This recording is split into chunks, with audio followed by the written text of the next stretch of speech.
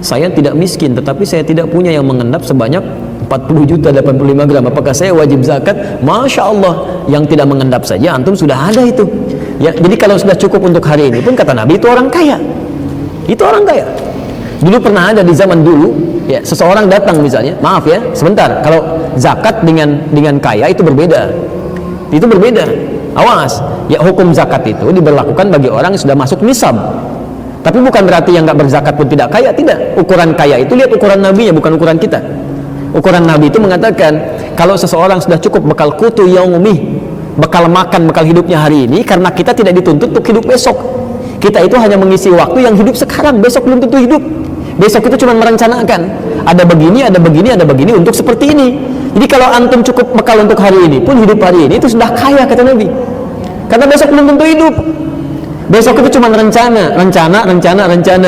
Kalau besok hidup lagi, saya mau infak sekian. Kalau besok hidup lagi, digunakan sekian. Kalau hidup lagi, digunakan amal sekian. Begitu meninggal dunia, itu semua nggak ada yang dipakai. Jelas ya? Baik, yang paling menarik begini, ukurannya, kalau sudah cukup bekal untuk hari ini, itu sudah baik. Jangan merasa miskin, itu sudah kaya, sudah baik. Bahkan dulu terjadi di zaman dulu, ada seorang datang pada ulama, datang, ya Syekh, ana miskin, katanya. Syekh, saya miskin. Anta ghani, kamu kaya, katanya. La, ana miskin. Anta ghani, kamu kaya. Ana miskin ya Syekh. La, anta ghani.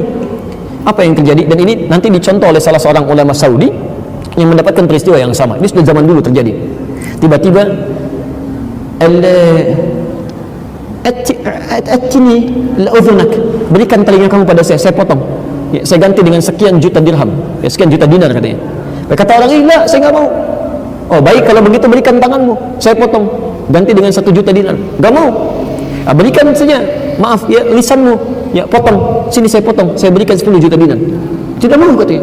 Berarti di tubuh kamu saja telinga kamu sudah 2 juta dinar. Baik, Masya Allah, tangan kamu sudah 1 juta dinar, kemudian lisan kamu sudah 10 juta dinar. Idhab, pergi sana, kamu orang kaya, katanya, bukan miskin. Yang membuat kita miskin karena malas untuk berikhtiar. Nah, kalau sudah harta terkumpul, rumusnya gunakan di ayat ke-77 di surah ke-28. Dia harus mengendap, tidak harus mengendap. Gunakan seperti petunjuk di Quran surah ke-28 ayat 77. Wabtaghi fima ataqallahu daral akhirah. Maaf, lihat cara menerjemahkannya. Senilai apapun harta yang dimiliki, bukan sebanyak ya, tapi senilai apapun, karena ukuran banyak itu bisa relatif. Senilai apapun harta yang dimiliki, dan gunakanlah harta itu untuk mencari kemuliaan akhirat yang Allah janjikan kepada kita. Singkatnya, kalau Allah berikan harta kepada kita lebih dari apa yang kita butuhkan, itu artinya modal ibadah kita untuk mengejar surga dari harta itu.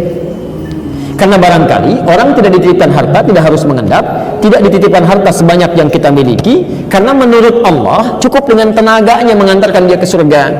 Dia sering bangun tahajud malam, sering puasa. Orang baru puasa Senin sudah bangga, dia sudah Senin Kamis. Orang Senin Kamis sudah senang, dia sudah Ayamul Bid.